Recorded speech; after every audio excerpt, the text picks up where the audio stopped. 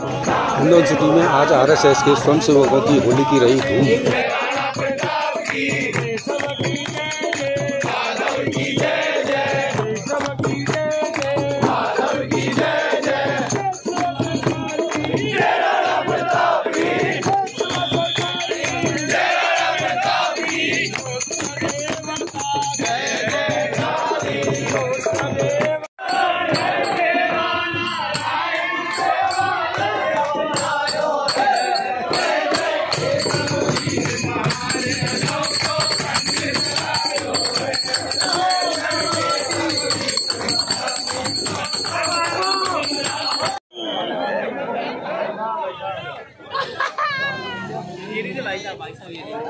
ये है क्या?